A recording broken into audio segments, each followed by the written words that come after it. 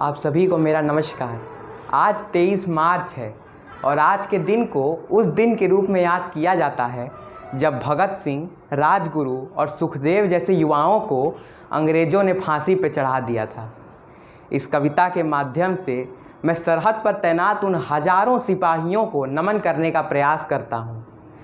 इस कविता के उत्कृष्ट सृजन के लिए मैं डॉक्टर कुमार विश्वास जी का कोटिशः धन्यवाद करता हूँ। प्रस्तुत है ये कविता, आपका आशीष अपेक्षित रहेगा। कि है नमन उनको कि जो इस देह को अमरत्व देकर इस जगत में शौर्य की जीवित कहानी हो गए हैं। है नमन उनको कि जिनके सामने बौना हिमालय, है नमन उनको कि जिनके सामने बौना हिमालय, जो धरा पर गिर पड़े पर आसमानी हो गए हैं। पिता जिनके रक्त ने उज्ज्वल किया कुलवंश माथा, माँ वही जो दूध से इस देश की रज तोल आई, बहन जिसने सावनों में भर लिया पतझड़ स्वयं ही, हाथ ना उलझे कलाई से जो राखी खोल लाई। बेटियां जो लोरियों में भी प्रभाती सुन रही थी, पिता तुम पर गर्व है चुपचाप जाकर बोल आई। प्रिया जिसकी चूड़ियों में से सितारे टूटते हैं, मांग का सिंदूर देकर जो उजाले मोल लाई। है नमन उस देहरी को, है नमन उस देहरी को जिस पे तुम खेले कन्हैया, घर तुम्हारे परम तप की राजधानी हो गए हैं। है नमन उनको। हमने लौटाए सिकंदर सिर झुकाए मात खाए, हमने लौटाए सिकंदर सिर झुकाए मात खाए। हमसे भिड़ते हैं वो जिनका मन धरा से भर गया है, हमसे भिड़ते हैं वो जिनका मन धरा से भर गया है।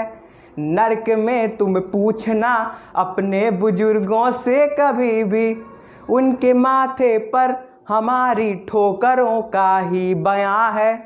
जूझना यमराज से आदत पुरानी है हमारी, उत्तरों की खोज में फिर एक नचिकेता गया है।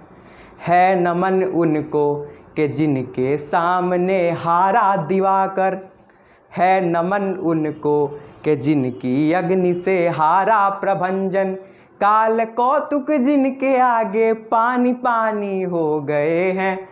है नमन उनको कि जिनके सामने बौना हिमालय। लिख चुकी है विधि तुम्हारी वीरता के पुण्य लेखे, लिख चुकी है विधि तुम्हारी वीरता के पुण्य लेखे। विजय के उद्घोष गीता के कथन तुमको नमन है, विजय के उद्घोष गीता के कथन तुमको नमन है। राखियों की प्रतीक्षा सिंदूर दानों की व्यथाओं, राष्ट्रहित प्रतिबद्ध यौवन के स्वपन तुमको नमन है। बहन के विश्वास भाई के सखा कुल के सहारे, पिता के व्रत के फलित माँ के नयन तुमको नमन है। है नमन उनको कि जिनको काल पाकर हुआ पावन, है नमन उनको कि जिनको काल पाकर हुआ पावन। शिखर जिनके चरण छूकर और मानी हो गए हैं। है नमन उनको कि जो यशकाय को अमरत्व देकर इस जगत में शौर्य की जीवित कहानी हो गए हैं। है नमन उनको कि जिनके सामने बौना हिमालय, जो धरा पर गिर पड़े पर आसमानी हो गए हैं। है नमन उनको कि जिनके सामने बौना हिमालय।